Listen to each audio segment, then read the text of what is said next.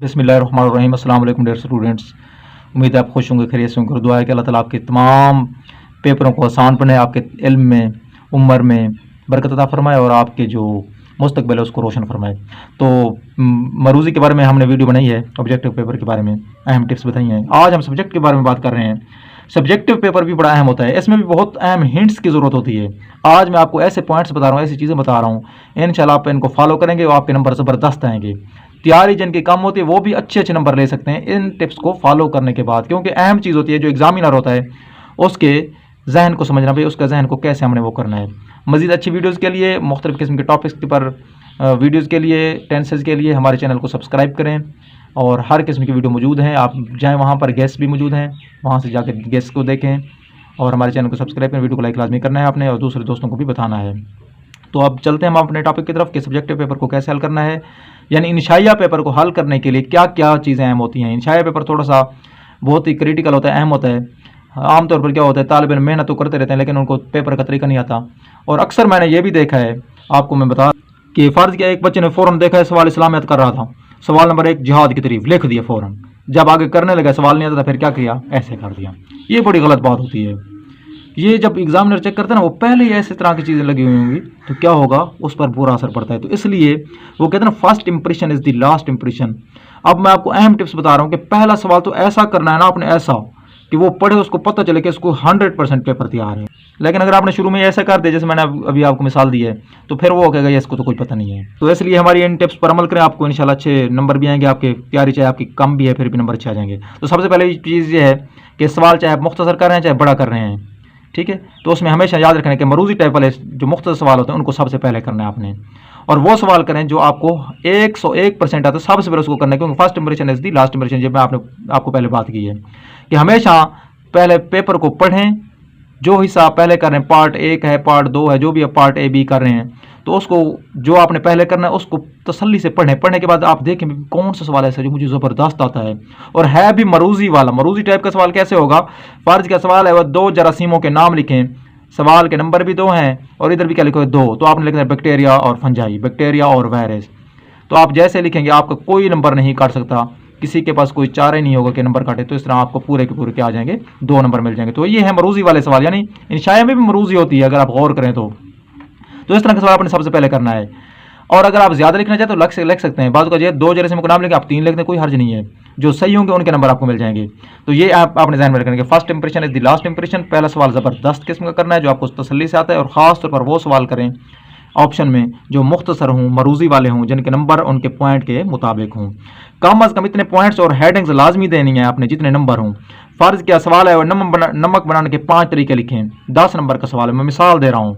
तो आप देखेंगे 5 तरीके लिखने, नंबर 10 हैं, तो जहन में रख लेना। केमिस्ट्री का इस तरह का सवाल आ जाए तो आपको 1 नंबर मिलेगा उसकी इक्वेशन का जिसको मुसावात कहते हैं, और 1 नंबर आपको मिलेगा उसके साथ लिखने का, उर्दू की लिखाई का। तो ये जहन में रखना है। तो इस तरीके से आपके 10 नंबर बनेंगे। आप सिर्फ इक्वेशन लिख देते हैं, हो सकता है वो 5 नंबर दे दे। अगर आप इक्वेशन भी लिखते हैं साथ उसका तरीका भी लिखते हैं तो फिर कितने नंबर मिलेंगे, 10 मिलेंगे। तो ये तो हो गया जो पॉइंट है उन्हीं के मुताबिक नंबर। अब दूसरी चीज़ें लिखा हुआ, फिजिक्स की शाखें बयान करें, नंबर इसके 4 हैं। अब सोचने की बात यह है कि फिजिक्स की शाखें बयान करें, शाखें तो बहुत सी हैं, शाखें तो इतनी सारी बनती हैं, आपकी किताब में ही 7-8 खड़ी होंगी, तो नंबर कितने हैं इसके, 4 हैं। तो आपने इसमें क्या करना है, इसमें कम अज़ कम ऐसी 4 शाखें तो आपने लाजमी लिखनी है जो आपको सही तरीके से आती हैं। 4 शाखें ज़बरदस्त किस्म की आपने लिखनी है, तो आपके 4 नंबर तो हो गए पक्के। अगर आपके पास टाइम है तो आप ज़्यादा भी लिख सकते हैं, लेकिन ये जहन में रखना है कि इस तरह की चीज़ें जो होती हैं उनको याद रखना है, नंबर को लाजमी देखना है कि 4 नंबर हैं तो 4 पॉइंट्स आपने 4 चीज़ें लाजमी लिखनी हैं। ये बहुत अहम पॉइंट है। अगली चीज़ है खूबसूरती अपनानी है, सहूलत पैदा करनी है। ये कैसे है, तो पहले शुरू वाले जितने भी सवाल हैं, आपको मैंने बताया first impression is the last impression, बहुत अहम ये लफ्ज़ है। तो शुरू में आपने जो लफ्ज़ भी लिखने हैं, जो भी सवाल लिखना है, उसको बड़ा खूबसूरत अंदाज में बनाना है। और सहूलत कैसे पैदा करनी है, आप एग्जामिनर को सहूलत देंगे तो वो भी आपको सहूलत देगा। तो मैं आपको बता रहा हूँ, सबसे पहले मार्कर के साथ क्वेश्चन नंबर लिखें। पार्ट क्या क्वेश्चन नंबर आप 1 कर रहे हैं, उसके जोज 2 हैं, अलिफ और बे है, तो आप लिखें क्वेश्चन नंबर 1। जोज नंबर आप अलिफ कर लें तो अलिफ पहले लिख लें, बे करें तो बे पहले लिख लें, कोई हर्ज नहीं, अलिफ पहले करें बे पहले करें, इसमें कोई हर्ज नहीं होती। अब ये साथ लिख दें कि पार्ट कौन सा है आपके पेपर का, पार्ट A है, B है, C है, जो भी है पार्ट है वो भी लिख दें। अगर पार्ट की वो नहीं है तो ना लिखें। अब अगली अहम चीज़ कि सहूलत कैसे पैदा करनी है, खूबसूरत भी बनेगी इस तरह, सहूलत कैसे पैदा होगी। फार्ज किया न्यूटन का दूसरा कानून हरकत बयान करें, सवाल था। तो आपने सहूलत पैदा करने के लिए सिर्फ सवाल का नंबर लिख देंगे ना, तो पेपर तो चेक हो जाएगा, आपका नंबर भी मिल जाएंगे, लेकिन उसको सहूलत नहीं मिली। सहूलत कब मिलेगी? जब आप सवाल नंबर के साथ उसका वो भी लिखते हैं, ऑप्शन ए है, बी है, सी है, अलिफ है, बे है, जीम है, और साथ उसकी हेडिंग भी लिख देते हैं। तो ये सबसे ज़बरदस्त तरीका है। छोटा सा ये हेडिंग इस तरह की लाजमी दें।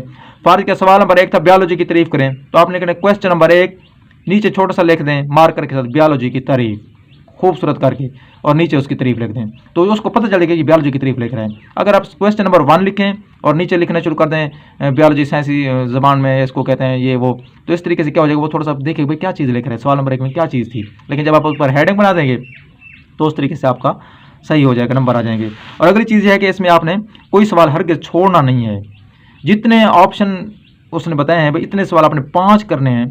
पहले आप सबसे ज़बरदस्त सवाल करें, फिर थोड़ा सा वीक सवाल करें, इस तरीके से आप चलते जाएं। और सवाल को छोड़ना नहीं है। आपको फ़र्ज़ के 4 सवाल आते हैं, 5वां सवाल आपको सही तरीके से नहीं आता, लेकिन आप उसको पढ़ तो सकते हैं ना कम अज़ कम। तो पढ़ने के बाद आप उसी टॉपिक पर अपनी तरफ से जो आपने टीवी में सुना, मोबाइल पर देखा, कहीं भी आपने सुना हुआ है, आपको उस बारे में जितनी भी मालूमात आती हैं उसको छोड़ना नहीं है, करके आना है, सारे सवाल करके आना है।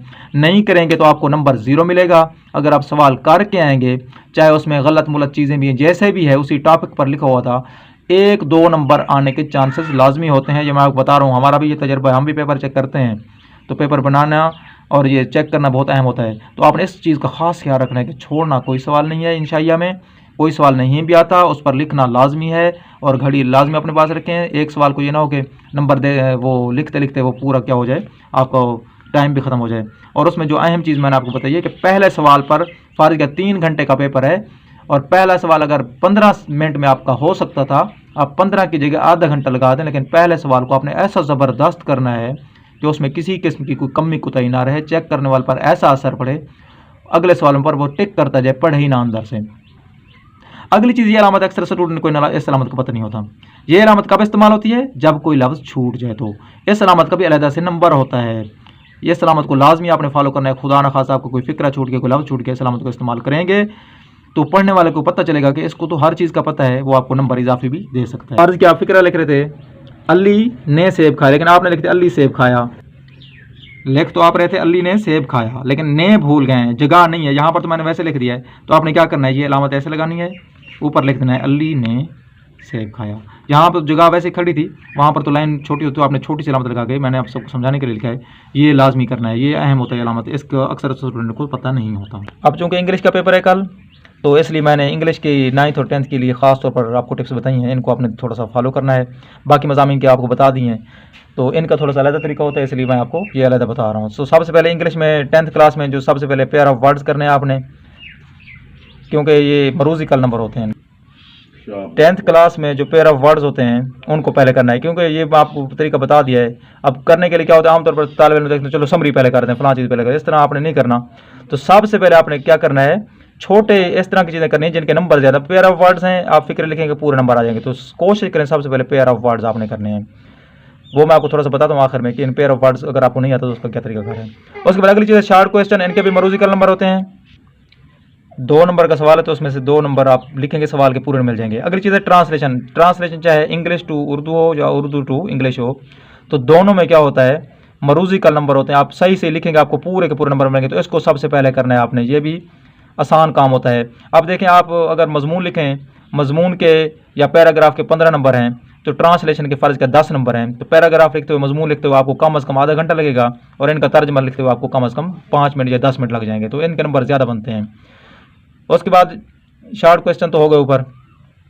अगली चीज़ है डायरेक्ट एंड इनडायरेक्ट। उसके बाद आपने डायरेक्ट और इनडायरेक्ट करने हैं। आखिर में आपने जो 2 चीज़ें वो करनी है, ऐसे करना है या पैराग्राफ जो वो करें। उसके बाद आखिर में आपने बिल्कुल समरी करनी है। समरी के लिखने का तरीका ये है कि टाइटल लिखें, टाइटल में फ़र्ज़ का पीस है ये समरी, तो आप पीस लिखें, नीचे उसको मुसन्निफ़ का नाम लिख दें, फिर नीचे फिर एक और हेडिंग दें। हेडिंग देने के बाद उसके आगे से यहाँ पर नीचे से लिखना शुरू कर दें समरी मुकम्मल। तो आखिर में क्वेश्चन के लिए समरी करें, क्योंकि समरी के नंबर 5 हैं और टाइम इस पर लगेगा कम अज़ कम 10 से 15 मिनट, 20 मिनट। और जो मजमून है उसके नंबर 10 से 15 हैं, तो उस पर लगेगा आपके 15 से 20 मिनट। तो इसलिए मजमून पहले करें और समरी को आखिर में करें। और कभी भी समरी को और मजमून को शुरू में कभी भी नहीं करना आपने, जो मैं आपको बता रहा हूँ, नहीं तो आपके नंबर सही नहीं आएंगे। अगली चीज़ है टाइम ज़ाया हो जाएगा उसमें। उसके बाद इंग्लिश 9th की। तो उसमें सबसे पहले आपने मेक सेंटेंसेज इसको सबसे पहले करना है। ये है मरूजी वाले नंबर। मेक सेंटेंसेज जो होते हैं आप फिक्रा बनाएंगे मुकम्मल उसका आपको वो मिल जाएगा। ये भी आपको मैंने अभी आखिर में बताने हैं कि फिक्रा आपको नहीं आता तो उसको कैसे आपने हल करना है। जो वीक स्टूडेंट हैं वो इसको फॉलो करेंगे। डायरेक्ट इधर से ये पेयर ऑफ वर्ड्स भी बताता हूँ मैं आपको, और ये भी आखिर में इंशाल्लाह मैं आपको बनाकर बताता हूँ। और उसके बाद ट्रांसलेशन है, इसमें भी वैसे ट्रांसलेशन करनी है, both translation English to Urdu और उर्दू टू इंग्लिश। अगली चीज़ शार्ट क्वेश्चन आ जाते हैं, फिर शार्ट क्वेश्चन आपने करने हैं। और फिर एक्टिव वॉइस की बारी आती है। ये मैंने थोड़ा सा आखिर में इधर क्यों दिए हैं, इधर से डायरेक्ट एंड डायरेक्ट भी मैंने थोड़ा सा नीचे दिए थे। उसकी वजह ये है कि इनमें थोड़ा सा फिर जहन लड़ाना पड़ता है। कुछ तालिब इल्म को नहीं आता तो वो लड़ाते हैं, जिसको आते हैं वो पहले भी कर सकते हैं इनको। फिर लेटर करना है आपने, फिर कंप्रीहेंशन करनी है, इसमें भी थोड़ा सा सोच विचार होती है। और आखिर में आपने फिर क्या करना है, इसकी भी समरी करनी है। 9th की समरी भी सबसे आपने आखिर में करनी है, शुरू में कभी भी नहीं करनी। तो ये MM टिप्स थी, इनको इंशाल्लाह फॉलो करेंगे आपको अच्छे नंबर आएंगे आपके। तो पहले वो चीज़ें करें जो आपको छोटी भी हैं और आती भी हैं सही तरीके से। फ़र्ज़ कि आपको पैरा वर्ड थोड़ा सा डाउट है तो आप उसमें क्या कर लें, शार्ट क्वेश्चन पहले कर लें। ये थोड़ा सा आगे पीछे हो सकते हैं लेकिन कर रहे हैं इसी तरीके से, आपको बहुत फ़ायदा होगा। अगर आपने यकदम शुरू से समरी ही शुरू कर दी, यकदम शुरू से आपने पैराग्राफ ही शुरू कर दिया तो देखना फिर आपका टाइम ज़ाया हो जाएगा। मैंने आपको अच्छी अच्छी टिप्स बताई तो इनको आपने फॉलो करना। अभी मैं आपको बताता हूँ कि पैरा वर्ड आपको नहीं आते तो उसका क्या करना है, और मेक सेंटेंसेस 9th क्लास में अगर आपको नहीं आते इंग्लिश में तो आपने उनका क्या करना है, ये मैं आपको टिप बता।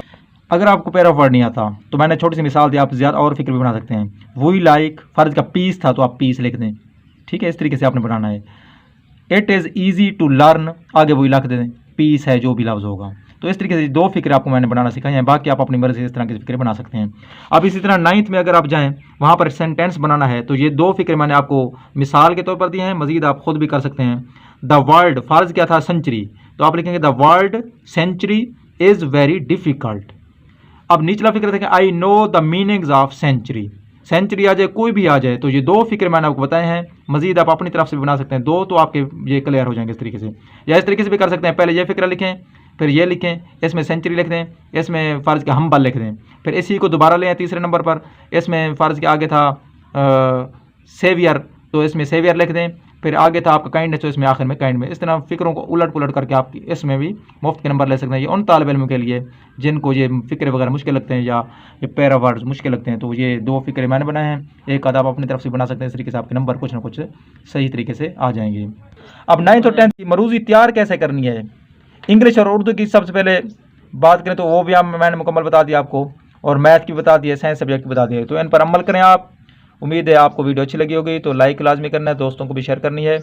मज़ीद अच्छी वीडियोज़ के लिए आप हमारे चैनल को सब्सक्राइब करेंगे तो अच्छी अच्छी मालूमात मिलेंगी आपको इंशाअल्लाह तालीम के बारे में। और कोई भी मसला हो तो व्हाट्सएप नंबर दिया हुआ है, तो आप वहाँ से आप रब्ता करें डायरेक्ट। और मज़ीद गेस के लिए जो है वो इंतज़ार करें, जैसे कोई पेपर होगा हलशुदा पेपर भी आपको इंशाअल्लाह ख़ास तौर पर मरूज़ी का मिलेगा, और उसी दिन का जो होगा फर्स्ट और सेकंड टाइम का। और साथ साथ आपको जो अगले दिन का पेपर है उसकी तैयारी की टिप्स और अगले दिन के पेपर का गेस भी इंशाल्लाह आपको रोज़ाना मिलता रहेगा। तो स्टे कनेक्टेड। अल्लाह हाफिज़।